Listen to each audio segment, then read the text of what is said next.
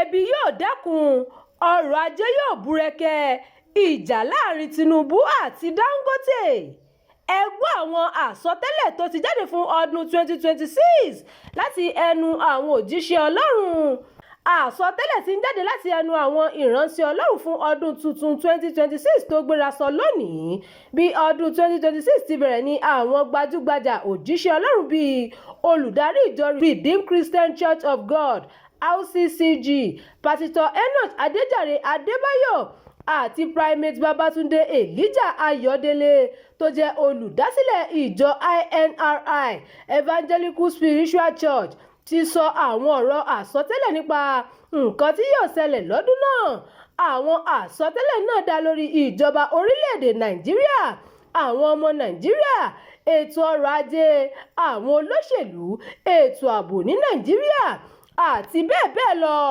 Ọdún 2026 yìí ni ọ̀pọ̀ ọmọ Nàìjíríà tó ti jápa lọ sókè òkun yóò padà wálé. Pásítọ̀ Adébóyè ló sọ bẹ́ẹ̀ nínú ọ̀rọ̀ àsọtẹ́lẹ̀ tiẹ̀. Pásítọ̀ Adébóyè sọ pé ọdún 2026 yóò jẹ́ ọdún tí àdínkù yóò bá ebi ọ̀pàgbà tó ń pa ọ̀pọ̀ aráàlú ní Nàìjíríà. Bàbá Adébóyè tún sọ pé ọdún 2026 ni ọ̀pọ̀ ọmọ Nàìjíríà tí wọ́n ti jápa lọ sókè òkun yóò padà wálé níbi ètò ìsìn àìsùn ọdún tó wáyé ní Redemption Camp tó wà ní kìlómítà 47 òpópónà márosẹ̀ ìlú Èkó sí Ìbàdàn ní ìpínlẹ̀ Ògùn ni pásítọ̀ Adébóyè ti sọ̀rọ̀ yìí. Bàbá Adébóyè ṣàlàyé pé ní ọdún 2026 yìí ọrọ̀ ajé Nàìjíríà yóò gbèrú sí i tí oúnjẹ yóò sì pọ̀ sí i bákan náà. Adébóyè ní Ọlọ́run sọ fún mi pé ebi yóò dínkù ní Nàìjíríà àti pé àwọn olókoòwò alábọ́dé yóò ṣòwò jèrè. Aáwọ̀ yóò ṣẹlẹ̀ láàrin Dangote àti Tinubu. Agbábọ́ọ̀lù ọmọ Nàìjíríà kan yóò kú lọ́dún 2026. Èyí ni nǹkan tí primate Ayọ̀délé sọ nínú ọ̀rọ̀ àsọtẹ́lẹ̀ tiẹ̀.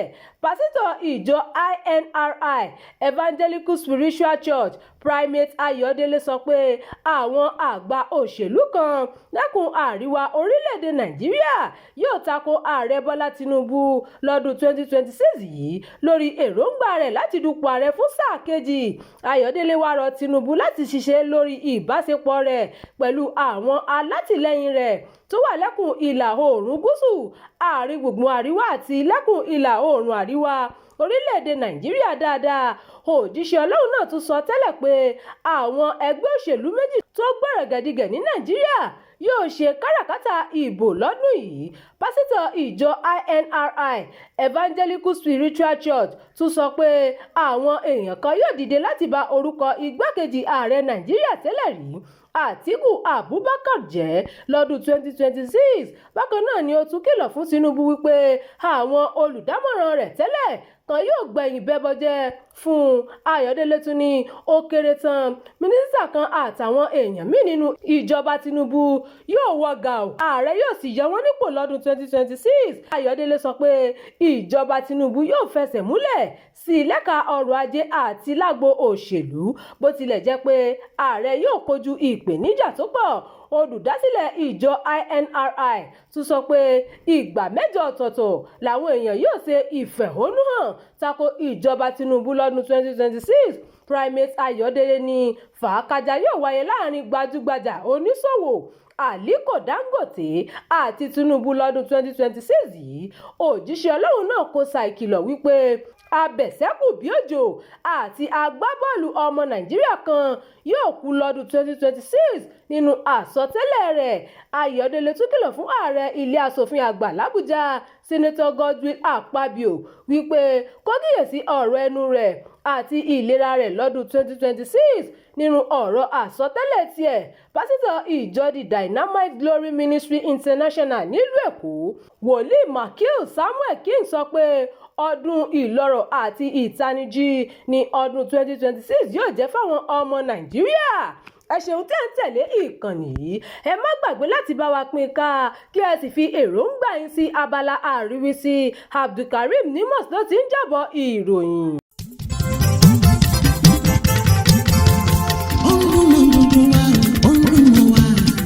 Ọdún mọ́wá ìkànnì jígí alára.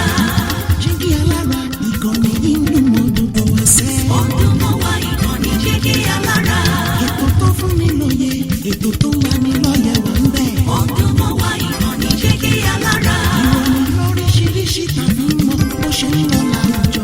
ọdún mọ́ wa ìkànnì jígí alára. ìkànnì jígí alára. jígí alára. jígí alára.